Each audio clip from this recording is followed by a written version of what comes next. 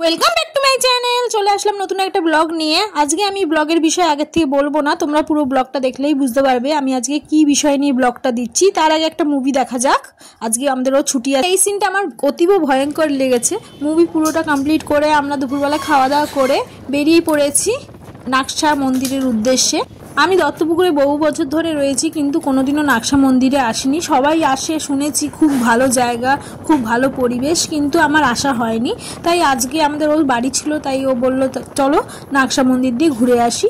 অনেক দিন ধরে মায়ের দর্শন করিনি। সত্যি কথা বলতে আমি তো একা কোথাও যাই না, ছেলে মেয়ে নিয়ে সর্বক্ষণ ঘরেই থাকি। মেয়ে এখন ক্লাস 9-এ পড়ে, ওর একটু পড়ার চাপ রয়েছে বলে আরোই যাওয়া হয় না। তার মধ্যে বাড়িতে এখন কাজ চলছে, দোতলায় হাত দিয়েছি, ওই কারণে আরও বেরোনো হয় না। আর আমাদের ওর তো শুক্র শনি রবিবার ছুটি হয় না, হলিডেতে ছুটি থাকে না। এই সব নানান কারণে ঘর থেকে কোথাও যে একটুখানি ঘুরতে যাব সেটা হয় না। যাই হোক, আমরা তো নাকশা মন্দির দেখার উদ্দেশ্যে বেরিয়েছি। আর রাস্তার পাশে দেখো কি সুন্দর বাঁশ গাছের সারি, ভিতরে পুরো বাঁশ বাগান, আর এদিকটা হচ্ছে পুরো আম বাগান। পুরো একদম নিরিবিলি জায়গা, শান্ত পরিবেশ। দিনের বেলায় এই অবস্থা, ভাবো তো রাত্রিবেলায় কিরকম হবে এই জায়গাটা। সেই ভূতের গল্পের কথা মনে পড়ে যাচ্ছে। এখানে কিন্তু প্রচুর পরিমাণে সাপ থাকে, শুনেই তো আমার একটু ভয় লাগছে। আর রাস্তা খুব একটা চিনিও না, জিজ্ঞেস করতে করতে আমরা যাচ্ছি। আর এদিকে আমি ওকে বলছি তুমি তাড়াতাড়ি চলো, আবার কিন্তু সন্ধ্যের আগে আগে ফিরতে হবে। এমনি রাস্তা চিনি না, তার মধ্যে এই অন্ধকারের মধ্যে দিয়ে ফিরবো। আমার তো শুনেই কেমন ভয় লাগছে। আর আমার একটু ভূতেরও ভয় রয়েছে, তাই আমি ওকে তাই বলছি তুমি তাড়াতাড়ি চালাও গাড়ি, তাড়াতাড়ি আমরা মন্দিরটা দর্শন করে মায়ের মুখটা দর্শন করে আমরা আবার তাড়াতাড়ি করে বাড়ি চলে আসবো।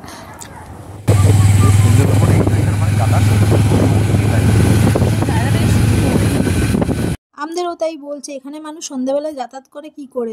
আমিও তাই মনে মনে ভাবছি, তাই তো এখানটায় দিনের বেলায় এরকম গা ছমছমে একটা ব্যাপার রয়েছে, তাহলে রাত্রিবেলা মানুষে কি করে কে জানে। যেতে যেতে দেখছি এদিকে এক সাইডে দেখি পোলট্রি ফার্ম, মুরগি চাষ হচ্ছে।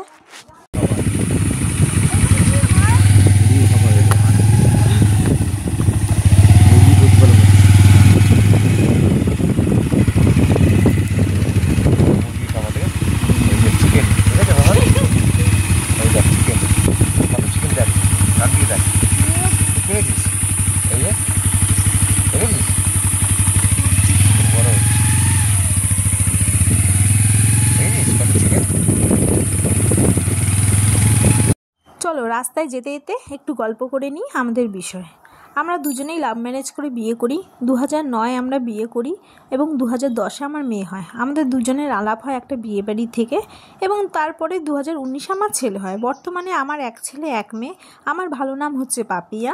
তোমরা এটা যারা ব্লগ দেখো তারা নিশ্চয়ই জানবে। আর ওর ভালো নাম হচ্ছে বিদ্যুৎ, কিন্তু ওকে বাড়িতে সবাই ডাকে বিজু বলে।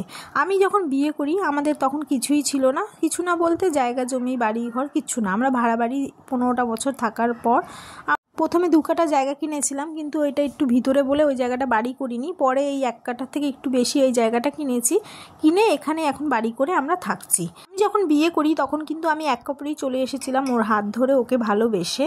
আমি আমার বাপের বাড়ি থেকেও কিছু পাইনি, শ্বশুর বাড়ি থেকেও কিছু পাইনি, এটা বলতে আমার একটুও লজ্জা করে না।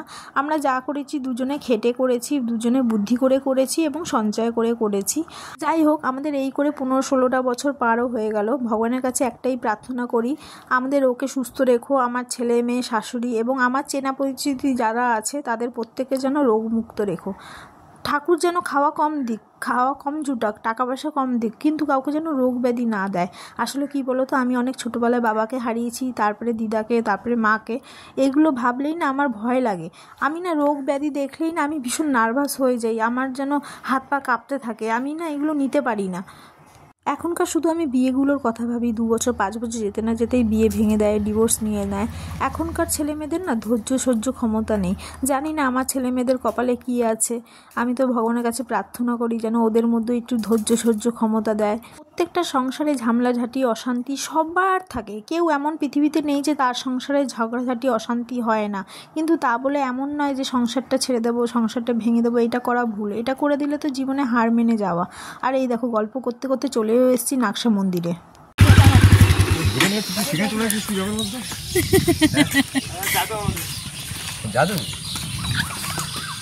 এখানে এসে আমাদের পাড়ার একটা বাচ্চা ছেলের সাথে দেখা হয়ে গেল, ওর নাম সাগর। ওরা নাকি মাঝে শেষেই আসে এখানে। হ্যাঁ,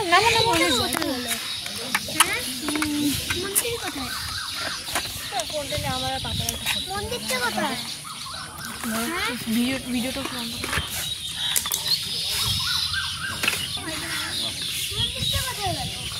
আচ্ছা আচ্ছা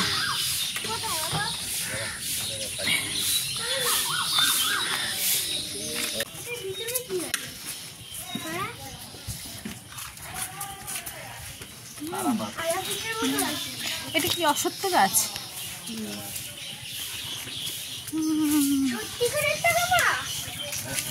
একটুখানি ঢুকবি আমি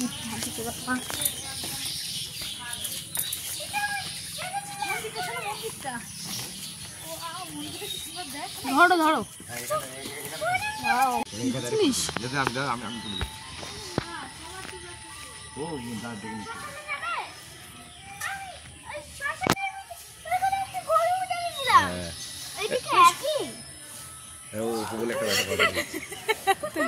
ভালো হয়েছে, তোর সাথে দেখা হয়েছে। আমরা একটা ফটো তুলে দিবি।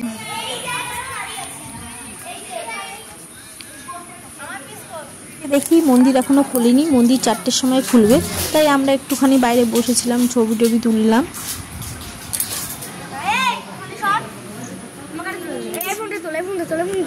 পড়ে গেলে কিন্তু বাবা, পড়ে গেলে কিন্তু বড্ড সমস্যা। হ্যাঁ যাচ্ছে, দাঁড়া দাঁড়া, ওখানে দাঁড়া, ওখানে দাঁড়া, ওখানে দাঁড়া, ওখানে দাঁড়া।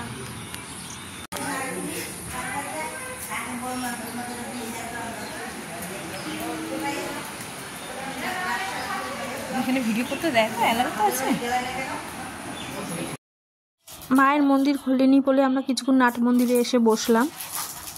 আর মন্দিরটা দেখো কি সুন্দর, অপরূপ, মানে খুবই সুন্দর। আমার তো খুবই ভালো লাগলো মন্দিরটা দেখে। মায়ের মুখটা দর্শন করা শুধু অপেক্ষা।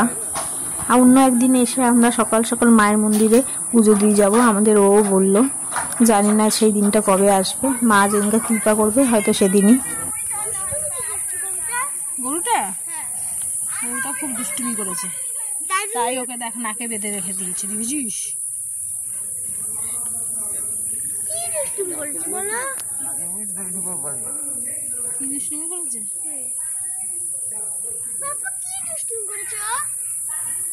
অনেক দুষ্টুমি করেছে।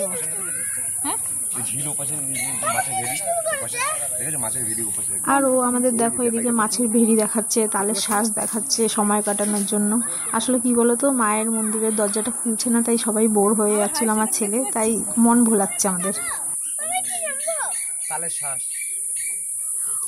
ভিতরে ফোন অ্যালাউ ছিল না, তাই আমি তোমাদের মায়ের মুখটা দর্শন করাতে পারলাম না, এর জন্য আমি খুব দুঃখিত। মায়ের মুখ দর্শন করে আমরা সোজা বেরিয়ে এসেছি বাড়ির উদ্দেশ্যে। আর এখানে দেখো পানশিলার এখানে এসে একটু দাঁড়িয়েছি। এখানে সূর্যাস্তটা এত সুন্দর দেখে আমার মেয়ে বলছে চলো মা কটা ছবি তুলি, তাই এখানে দাঁড়িয়ে 2-3টে ছবি তুলে তারপরে বাড়ির দিকে গেলাম।